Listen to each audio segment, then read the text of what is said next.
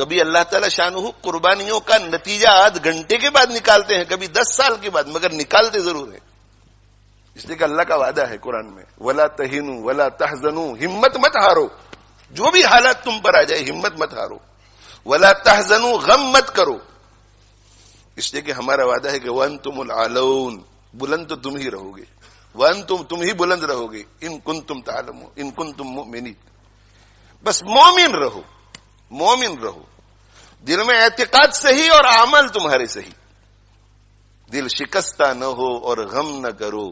دل تمہارا ٹوٹے نہیں، دل شکستہ نہ ہو اور غم نہ کرو. تم ہی غالب رہو گے اگر مومن ہو. الاسلام یعلو، آپ صلی اللہ علیہ وسلم کا وعدہ ہے کہ اسلام بلند رہے گا. هو الذی ارسل رسولہ بالہدی ودین الحق لیظہرہ علی الدین کلہ، وعدہ ہے قرآن کا. اس لیے ایسے حالات میں شکوک شبہات میں مبتلا نہیں ہونا چاہیے. اللہ کی حکمت پہ یقین رکھنا چاہیے، اللہ کی حکمت پہ، اللہ کی حکمت بھروسہ رکھنا چاہیے. اور جہاں کہیں جو کوئی پریشان حال ہے، جس درجے کی پریشانی میں ہو، جس درجے کی پریشانی میں ہو، ان کا تعاون کرنے کے لیے جس طرح انہیں خود بھی اللہ کی مرضیات پہ چلنا ضروری ہے، پوری امت کے لیے اللہ کی مرضیات پہ چلنا ضروری ہے. اگر ہم ہمارے ان فلسطینی بھائیوں اور بہنوں اور بچوں جو معصوم ہے، جو انوسنٹ ہے، جن کا کوئی قصور نہیں ہے، ان کو کسی قسم کا بھی فائدہ پہنچانا چاہتے ہیں، فائدہ، اور بہت ہی مؤثر فائدہ، اعلیٰ درجے کا فائدہ، تو میرے بھائیو توبہ کرو اللہ سے، اپنے گناہوں سے توبہ کرو، اور توبہ کر کے عزم کرو کہ آج کے بعد ہم اللہ کے دین پر، اللہ کی مرضی کے مطابق چلیں گے. اس سے بڑھ کر دوسرا کوئی مؤثر فائدہ نہیں. باقی سارے فوائد اس کے تابع ہیں. یہ قابو میں آیا تو باقی سارے اسباب کام آئیں گے، یہ قابو میں نہیں آیا تو کوئی سبب کام نہیں آئے گا. یہ میرا ایمان ہے اور ہم سب کا ایمان ہونا چاہیے. اگر اللہ ہمارا نہیں ہوتا تو کوئی سبب ہمیں کام نہیں آئے گا. اللہ اگر ہمارا نہیں ہوتا، اور اللہ ہمارا تب ہوگا جب ہم اللہ کے ہوں گے، اللہ کی مرضی کے مطابق چلیں گے، تقوی اختیار کریں گے، اللہ کو ناراض کرنے والے ہر کام سے بچیں گے. سیاسی تقریریں لوگ بہت کرتے ہیں، سیاسی تبصرے لوگ بہت کرتے ہیں، اور موقع بموقع کرنا بھی چاہیے. جو اس فیلڈ کے لوگ ہیں، ہماری فیلڈ یہ نہیں ہے، ہماری یہ فیلڈ ہے، ہماری قرآن کی فیلڈ ہے اور سنت رسول کی فیلڈ ہے صلی اللہ علیہ وسلم. آپ ایسا مت سمجھے کہ یہاں لیسٹر میں رہ کر کے اگر ہم تقوی اختیار کریں گے تو ان کو کیا فائدہ ہوگا، وہ آپ چھوڑ دیجئے. آپ قرآن اور حدیث پر، اللہ کے فرمان اور رسول اللہ صلی اللہ علیہ وسلم کی ارشاد پر یقین کر کے آنکھ بند کر کے کیجئے. پھر آپ دیکھو کہ اللہ تعالی شانہ اپنی قدرت کا مظاہرہ کیسے فرماتے ہیں. اللہ نہیں بدلا ہے، اللہ کا قانون بھی نہیں بدلا ہے. اللہ جیسے پہلے تھا آج بھی ویسا ہی ہے. اللہ کی حالت میں، اللہ کی شان میں کوئی فرق نہیں آتا. اللہ کے قانون میں، اللہ کے وعدوں میں کوئی فرق نہیں آتا.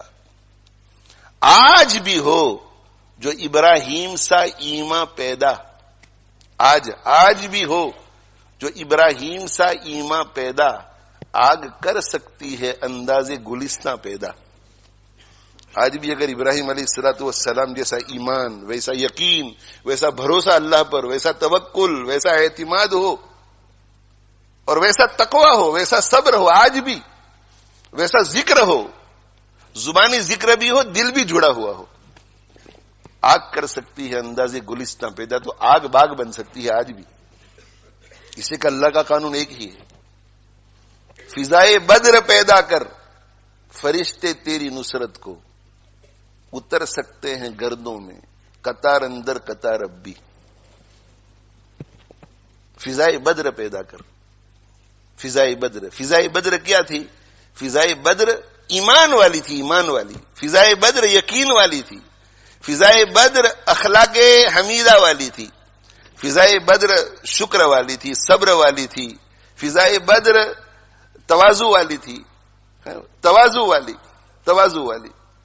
کتنی تواضع، اس قدر تواضع کہ اللہ تعالی شانہ نے فرما دیا تھا کہ ان کا پیچھا کرو تو بھی تمہاری جیت اور ان سے لڑو تو بھی تمہاری جیت.